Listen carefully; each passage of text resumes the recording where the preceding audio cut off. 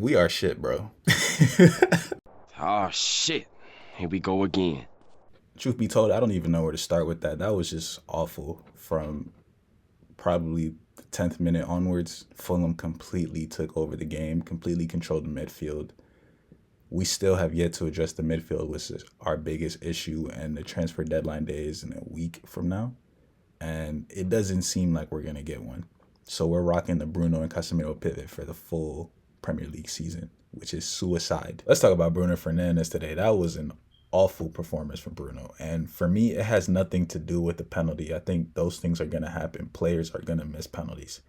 We had 90 minutes to create chances to score goals. So we cannot just say just because Bruno didn't score the penalty, we didn't win the game. There were so many things bigger than that.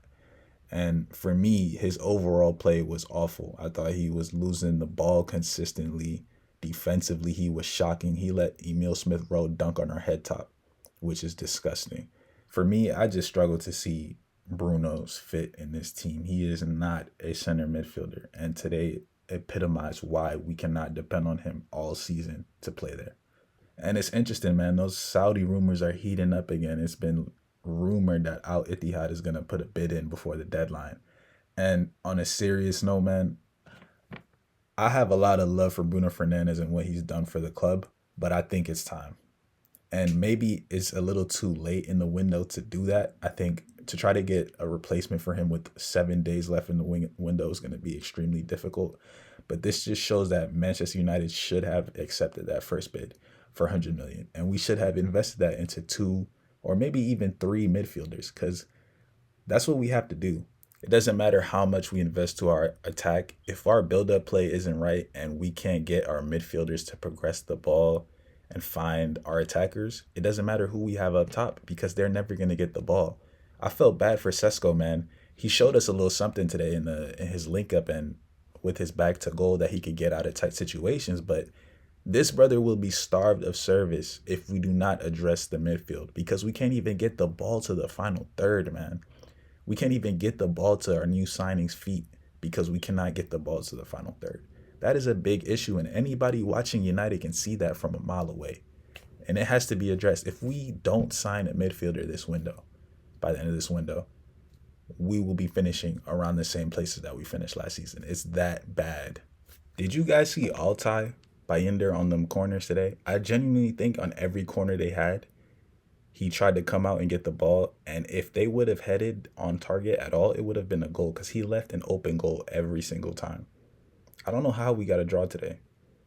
Thank God we are getting a keeper, man. Lamens, please come save our lives. Just the the bar is so low right now for a United keeper. It's so low. It's just right here. You don't have to be here. You just have to be right here.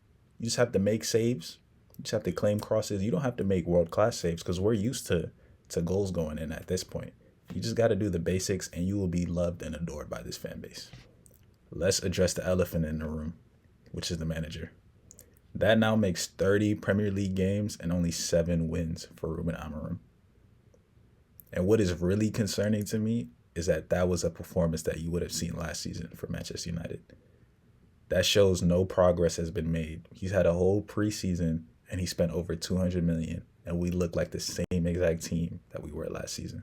First of all, I think his subs today were absolutely horrendous. He took off Ahmad when it was still 0-0.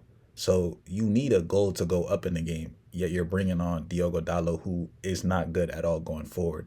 This guy I remember Mbumo knocked the ball down to him. This guy took one touch and it immediately went out of play. It's just, he was awful today. I don't think that was a good sub. The ending was weird when you brought on 2 center backs. When we're trying to get the goal to win the game, you're bringing on Harry Maguire and Aiden Heaven when Joshua Xerxes and Kobe Mainu are on the pitch. It just doesn't make sense. I'm actually getting really concerned about Kobe Mainu because that's now 2 games and 0 minutes, which is unacceptable for me. For me, he's one of our best players, and as a manager, you have to find a way to get your best players in the team. There's no way you can tell me Manuel Ugarte gets minutes right now and Kobe Mainu is just sitting there on the bench. It would be different if we were winning games.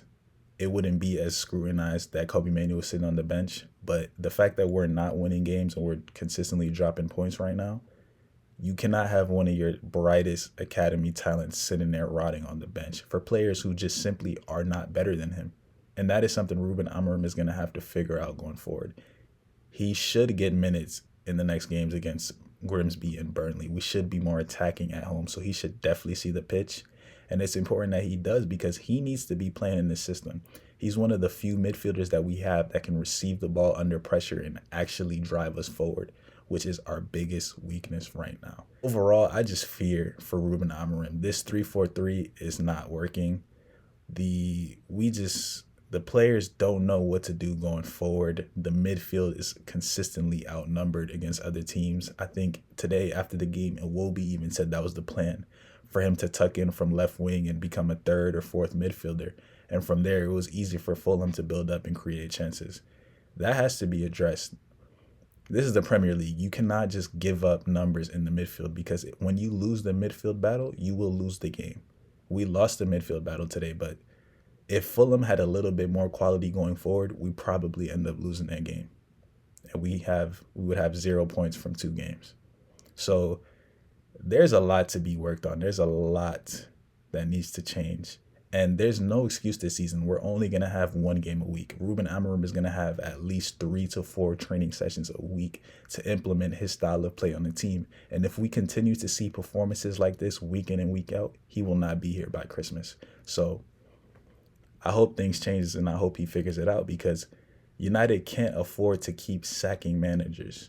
This has been a pattern for the last 12 years since Sir Alex was here. We spend money in the summer, and then we get a new manager. Something has to give, and I hope he can turn it around. And the next 2 games are confidence games. We play Grimsby at home and Burnley at home.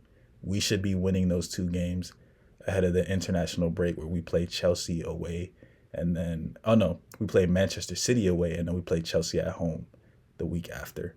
And we have to get some momentum going into those, because those are 2 big games. We could potentially only have 4 points out of a potential, 15?